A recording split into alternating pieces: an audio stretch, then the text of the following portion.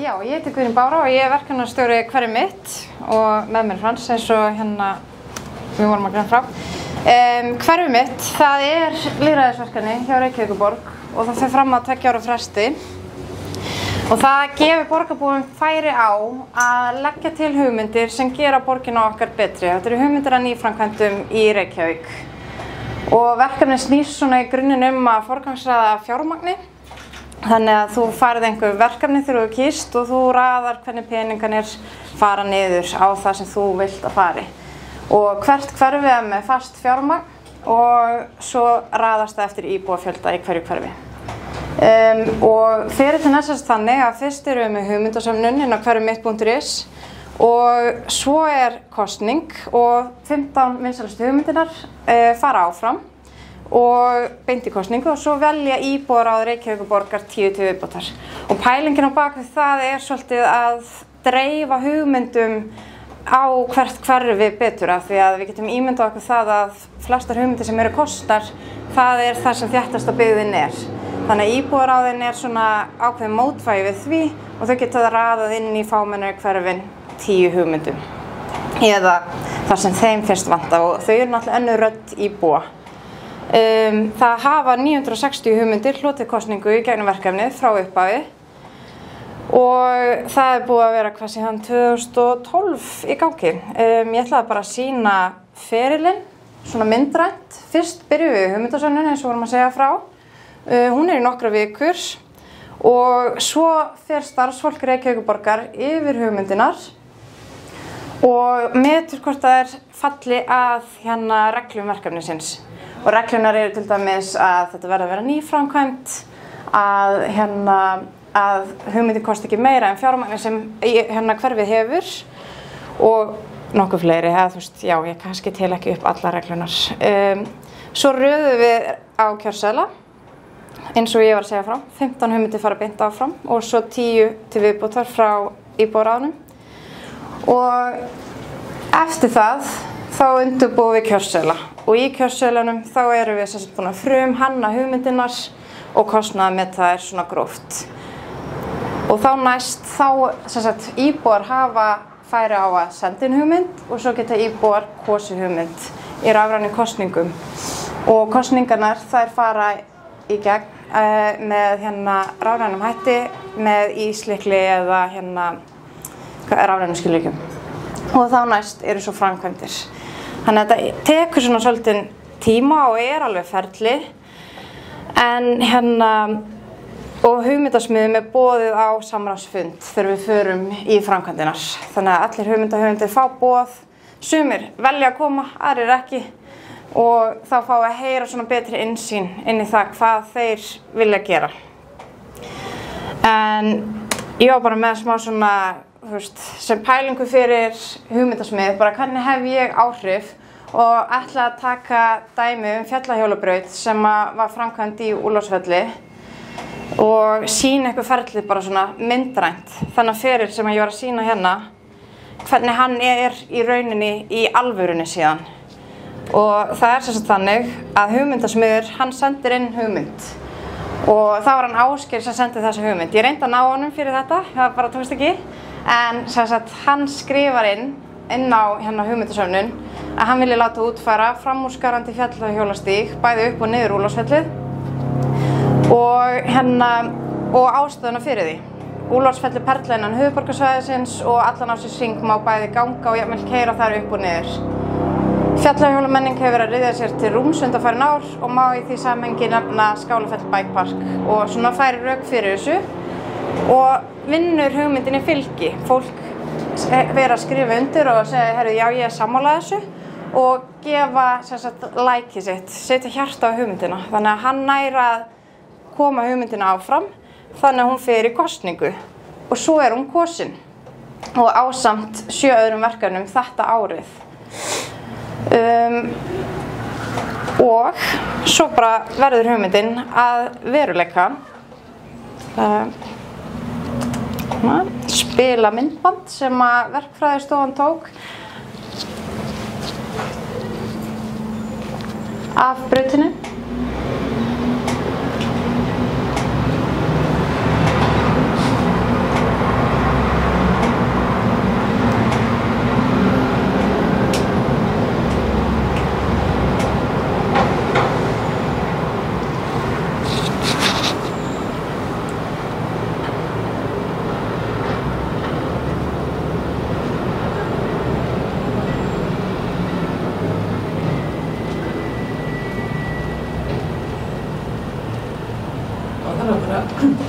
Komum sér fjallarhók. Það er mjög skemmtilega. Ég var að segja árum við byrjuðum að ég hafði samband við frænda minn sem er mikið í fjallahjólunum og spurði hann hvort hann hefði prófað þessa braut og hann sagði bara já, að sjálfsögðu er ég búin að prófa hana og svo bauð hann mig hjólið sitt til þess að prófa líka. Ég þarf kannski eitthvað að æfa mig á hann í reyni en ég finnst að hún líta mjög vel út. En ég ætla að leyfa Frans að segja frá þeirra þætti. Hann framkvæmir brautina. Þegar hún fer í eftir hún er kosin, þá er haft samband við þig, er það ekki? Eða einhver? Jú, okkur hjá Tind. Já. Og Tind reiðhjólafélags og við tökum þessu bara fagnandi og ég hleyp svona á skarið og fyrir þessa framkvæmd við leigðum bara gröfu og fórum svo bara af stað.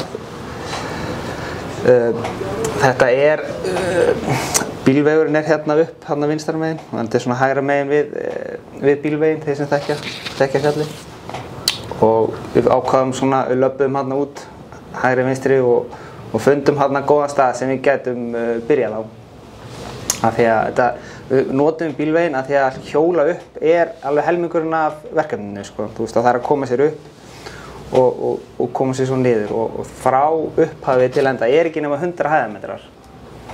Það er ekkert rosa stórt sko, eða margir hæðir, þetta eru 100 hæðametrar en eins og við sáum í myndbandinu þá fer brautunum víðan veg og hún við lögðum svo alltaf vinnu í að finna út sko hvar við gætum nýtt dropp, stökk, palla, beygjur til þess að nýta sko landslægið sem best af því að við náttúrulega getum ekki komið efni að neinu engum vörum bílum með eitthvað, það væri þá bara þyrla að koma með eitthvað sanda og eitthvað svona.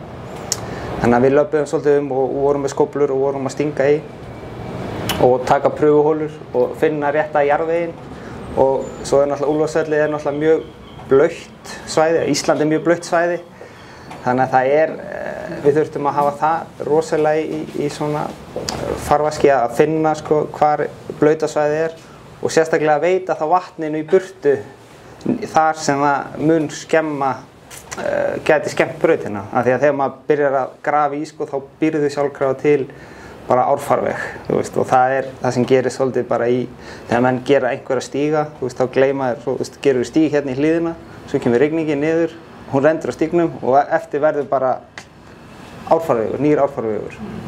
Þannig að þetta þarf aðeins að hugsa það er að veita vatninu framhjá og koma því svona eðlilega áfram bara.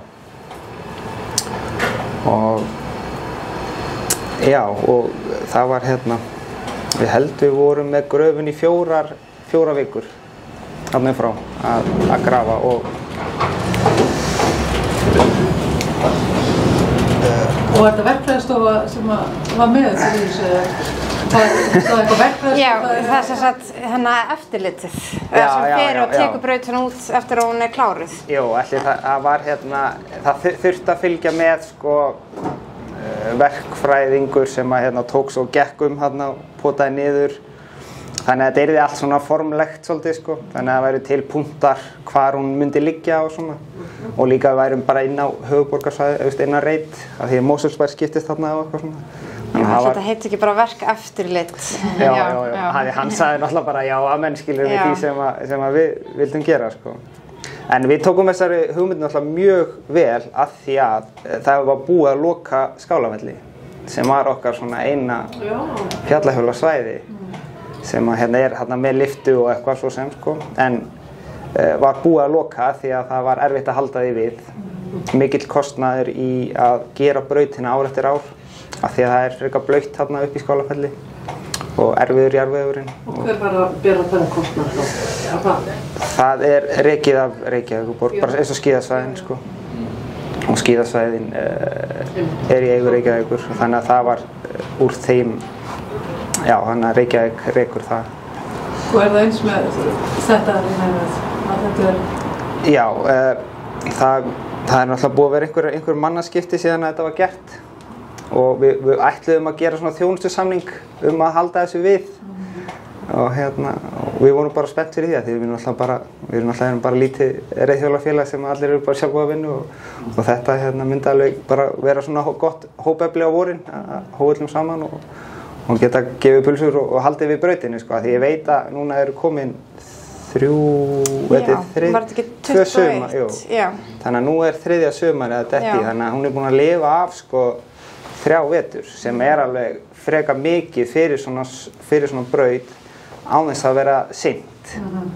Þannig að, og miðað við það væri áhugavert að vita bara teljara, þú veist, það eru teljara hvað hún er mikið notuð, en miðað við náttúrulega er mikið á samfélagsmiðlum og mikið inn í þessum hjólaheimi og ég sé alveg áganginn í hana, sko, bara alveg frá litlum börnum og upp í eldra fólk og bara á öllum aldri, sko, að því að við smíðum hana í grunninn sem, sko, skemmtilega, en líka sem, sko, æfingabraut og þannig að þeir sem þekkja, þú veist, og sjá þeir, sko, það eru í henni, sko, kannski eins og ég tek dæmi 4 steinar, og stærri, minni, minnstur.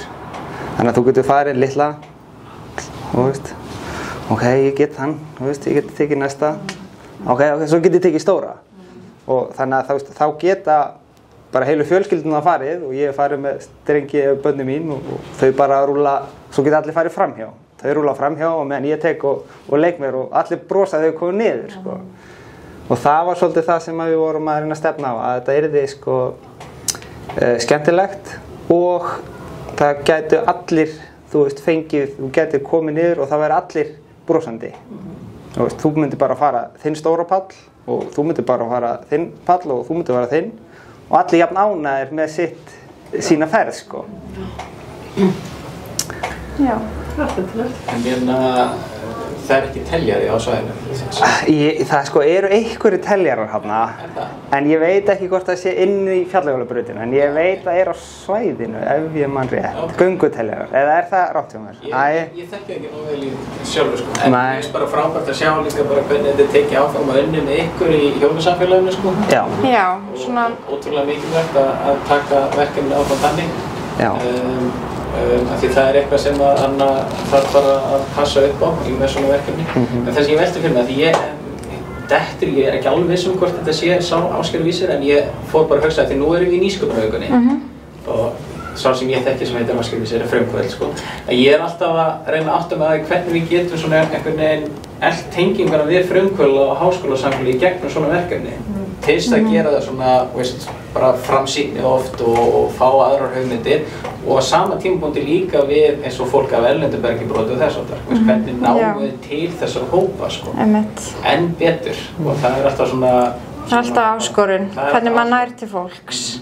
Svo náttúrulega líka, þú veist, það sem er gott kannski að þið komið inn í þetta, því að þú veist þetta með að það sé einhver samfélög sem að fá smá eignarhald á þessu, þannig að það verði ekki bara einhver braut sem er bara Reykjavík bara gjörsamlega borga fyrir við eða skiljið. Við náttúrulega erum búin að sjá það gerast, sko, að það var ákveðið sveitafélag í höfuðborgarsvæðinu sem fór í svona framkvæmd og ég veit að tölurnar eru hærri en þetta kostaði og það hefur ekki neinn einasti maður nýtt sér það, af því það var bara gert af bara garðyrkjufræðing sem bara gerði þetta bara sitt, skilurðu. Það var ekkert alltaf hjóla fyrir.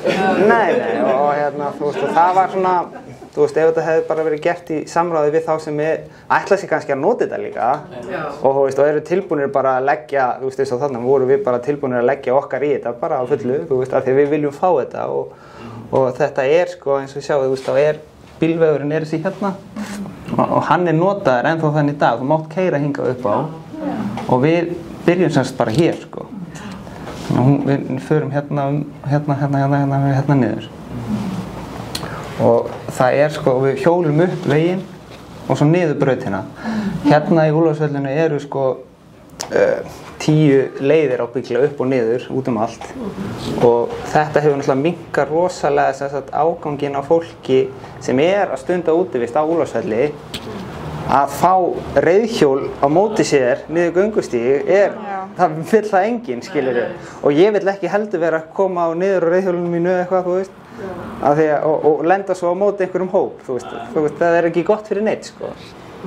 Þannig að þetta var alveg definitely skref í rétta átt og þetta er náttúrulega það sem við sjáum líka bara í þróun erlendis að þú veist, með því að taka, þú veist, bara gefa, þú veist, segja bara viðurkenna þetta er bara, þú veist, við erum til og við þurfum okkar svæði líka og plás að þá hérna léttir það á öðru stígum eins og göngustígunum hann í kring að því eins og hann segir að þetta er algjör útveisla paradís Úlfarsfellið og er mjög snjólétt og fljótt að fara snjórinn úr því og opnast, það er náttúrulega viðkvæmt á ákveðnu tímapunkti með að það er að dreina sig. En líka bara flott að sjá myndbandi sko, því það er svo mikilvægt að við getum séð sko myndrænt hérna hver afraksturinn er sko og þetta er eitthvað sem við ættum að nýta svona eins og við vefinn og eitthvað þess að geta sýnt. Sýna fólki afraksturinn sko. Einmitt. Mikilvægt að koma því á framfæri líka sko. Já, kannski. En samt einhver á hjóli líka? Já, það væri mér náttúrulega miklu skemmtilegra. Þetta eru myndir af raunótöpum í brautinni. Svo eru teknar bara þegar hún var ný. Já. Er þetta stóru steinninn þarna til hægri? Nei, þetta er bara einn af mörgum fítusum sko. Og það er einmitt sama sko, þú veist, þú getur stokkið hér. En þetta er einmitt gott, já, þetta er einmitt gott dæmi það sko, hvar þú getur farið sko. Ég er svolítið forvitið, þekkjum eitthvað til fjallahjóla menningarinnar á Akureyri? Já, ég þekki það. Hún er mjög flott og það er bara æðislegt hvað bærinn er til, hvað hann er ánægður með þessar strákar sem eru bara, þú veist, ungir og eru bara að gera eitthvað. Það er bara frábært hjá okkur, skilur við, þú veist, bara gerið meira, verið úti, þú veist, verið að leika ykkur og mér finnst æðislegt að sjá hvað Akureyri er jákvætt í öllu sporti einhvern veginn. Að þeir taka rosalega vel í allt sport og allt sem er gert, taka mjög vel í. Já, ég fór svona braut á Ísafirði líka síðast sumar. Það hefur verið að leggja út alla fjörðar. Það er líka fullfæri fólk, bara, þetta er ekki bara... Ísafjörður var bara svona hjólasamfélag, það voru bara svona 2-3 skilur og svo bara stækkar þetta rosalega. Það er bara sprengt. En hvernig, sko, og er þetta ekki líka, það var eitthvað með COVID, þá var þetta rosa, allir keyptu sér dýrustu. Svo allir var rosa mikið af fínum næstu ónotum hjólum á hérna marketplace. Það er alltaf þar, en hópurinn er stór og hann er stækkandi og hérna tekur alltaf meira pláss. Það er eins og með hringráðsabúðana núna sko, það er hérna ketilbjöllurnar eru fann að skila sér í miklu magni, vissi? Já, var að tala um það í hérna góða hirðunum. Það skiptir náttúrulega máli til þess að það sé stór hópur að einhverja, að það séu innviðinir til þess og að borgin íti undir þessa nýsköpun er bara mjög stór hluti af þessu. Og kannski líka bæði til að styðja við samfélag og líka í rauninni passa upp á náttúru þannig að það sé ekki um allt einhvern veginn að keyra upp brautir eða þú... Já, það er umhverfis og lýðheilsustefna sko. Já. Því það þrengir að okkur alltaf út af þessum árekstrum við göngufólk. Já. Og það er þannig eins og í Skaftafelli er bara bannað að hjóla og stendur þar rosalega mikið af túristum og göngufólki skilurðu, þéttu svæði. Landmannalauga skilurðu, það byrjar svona, þú veist, landverðinni vilja losna við þetta skilurðu. Í staðinn fyrir að ef það væri hægt bara, þú veist, að því að svo eins og að ég fer rosa mikið í landmannalaugar Þórsmörk á þessu svæði að hérna eins og í Þórsmörk þar vinna er rosalega vel með okkur. Já. Og við komum þarna alveg bara, erum oft bara meiri hlutin af fólkinu á svæðinu eru hjólarar og það er einmitt verið að skrapa beygjur og búa til og græja og gera sko. Já. Og þetta er bara allt fólk að gera í sinni ánægju sko. Já. Í Þórsmörk? Já. En er ekkert svona einhver svona pælingar að þetta sé átróðningur á náttúrunni eða eitthvað þess? Jú, þetta er náttúrulega allstaðar er átróðningur á náttúrunni sem hún færð sko. En það er eins og þessi braut er náttúrulega tekur rosalega mikið. Þessi hugsa bara eins og í Þórsmörk. Já, ég meina þetta er náttúrulega inngrip með gröfu sko. Þannig eru stóri stöpallar skilur og þetta er braut. Já, akkurat. Stígarnir þú veist eins og hérna, því ég hef náttúrulega mikið líka verið fyrir vestan og komið að þeim brautagerðum sem eru þar og hérna þú getur flogið þar yfir með dróna og þú þurftir að vita hvar þær væru ef þú myndir vilja sjá þær og þetta er bara svona oft er þetta alveg, já þetta er náttúrulega ekki, þú veist eins og göngustígurinn upp Esjuna er orðinn svona breiður skilurðu en hann er líka fjölfarinn en venjulegu stígarnir sem er þetta er bara svo kýrtagötur sko. Já. Þannig að þess vegna er svo mikilvægt að eiga samtalið mitt við hjólasamfélagið. Við hagaðalina. Já, við hagaðalina til þess að átt að segja hver er þörfin og hver er viljinn og byggja út frá því í staðins að verða allir einhvern út um land. Og við eigum sko, að ég á svona 20 hugmyndir í viðbót, ég get gert þetta fleiri stöðu sko, bæði Sonabrautir og Ísafjarðarstígana sko, sem verður náttúrulega, Ísafjörður er náttúrulega hjólaparadís og já. Ertu þú að vinna við þetta sem stannfarið? Nei, þetta er bara sjálfboðavinna og áhuga mennska sko. En svona hugmyndir náttúrulega koma alltaf út frá einhverju þörf, eins og varst að tala þegar Skálafelli lokaði. Já. Að þá myndast einhver þörf fyrir eitthvað svæði og þá kemur góð hugmynd upp. Þannig að það er ofta eitthvað svoleiðis sem að ýtir undir að eitthvað fer af stað. Já. Og nú til í þessu og það því Skálafelli er náttúrulega lyfta, þar notum við stólalyftuna. Og það er hægt að nota hérna lyfturnar í Graóvogi og Ártúnsbrekku líka og allt árið kring sko með hjólum. Gáttu þið farið með hjólinn í lyftu? Í Skálafelli, já, það er stólalyfta. Já, ok. Hvað, þá heldur maður bara að? Nei, þá eru bara krókar á stólunum. Já, þannig að þú sest bara og svo er bara starfsmaður sem tekur bara hjólið og lyftir því á sko stólinn fyrir aftan. Þannig að þú ferð úr stólunum, þú ert komin upp og svo tekur við hjólinu í næsta stól. Snett. Þannig að það er svona... Það er ekki komið til þess að nota bláfjöll?